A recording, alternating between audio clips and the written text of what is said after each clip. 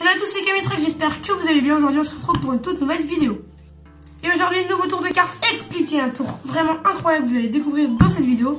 Allez, place à la démo et les explications derrière.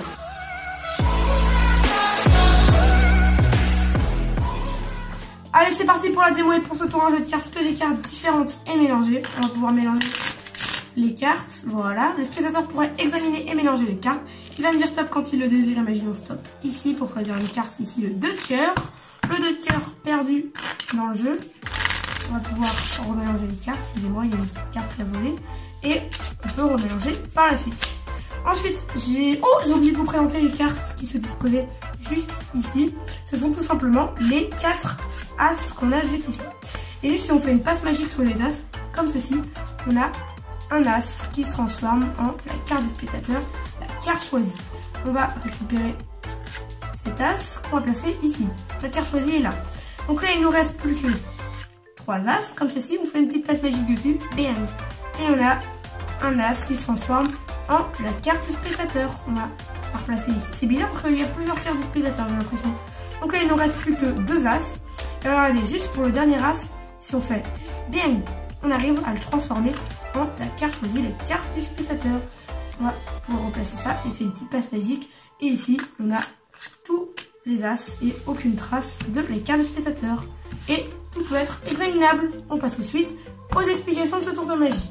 Allez, c'est parti pour les explications et vous aurez besoin dans le jeu de cartes que des cartes différentes, tout à fait normales.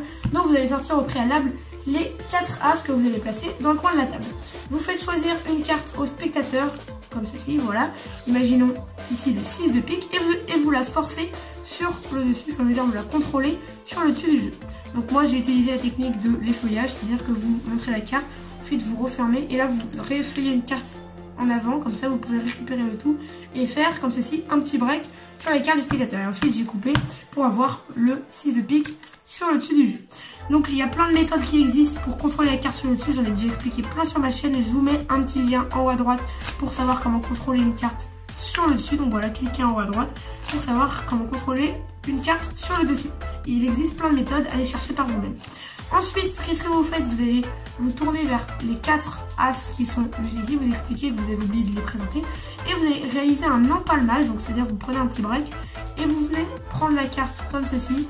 Et vous allez chercher très rapidement les As comme ceci. Et vous les ramenez ici. Et vous posez le jeu ici. Ce qui fait qu'on a la carte du spectateur sur les 4 As.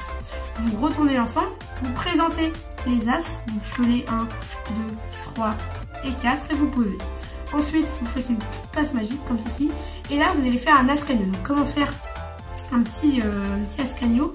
Vous allez prendre le pouce sur le premier As. Comme ceci, vous allez décaler le premier As. La carte du spectateur apparaît. L'index sur la carte du dessous, comme ceci. Et le majeur sur la carte encore en dessous, la carte qui était tout en dessous. La carte en avant-dernière position. Ce qui fait qu'ici, on a tout simplement une double. Voilà. On revoit l'opération, le pouce, l'index en dessous et le majeur encore en dessous, comme ceci. Ensuite, vous allez décaler la double avec la carte du spectateur, celle-ci.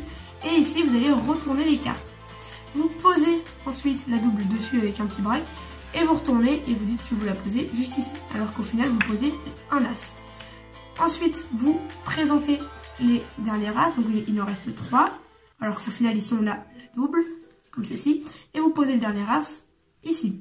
Vous faites une passe magique, hop, vous retournez et vous faites encore un As-Canio, donc le pouce et le majeur cette fois-ci, le pouce et l'index, mais pas le majeur, juste le pouce et l'index, comme ceci, et vous bougez un petit peu pour donner comme si vous avez la liberté des cartes, voilà, comme si les cartes n'étaient vraiment pas truquées et vous pouvez les bouger dans tous les sens. Donc on voit ça, le pouce et l'index en dessous. Mais vous ne prenez pas le majeur, sinon on verra la carte double. Juste le pouce et l'index, comme ceci.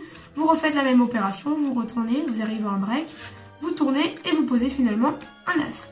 Ensuite, il vous reste que 2 As. Vous pelez le premier et la carte double, vous la posez, mais vous la posez cette fois-ci un petit peu décalée du premier As. Ensuite, vous allez très rapidement monter la carte double, l'As double, avec la carte du spectateur et redescendre directement. Ce qui fait qu'on a la carte du spectateur qui apparaît. Donc ça donne ça, hop, et vous descendez rapidement. Ce qui fait que l'As s'est transformé en la carte du spectateur.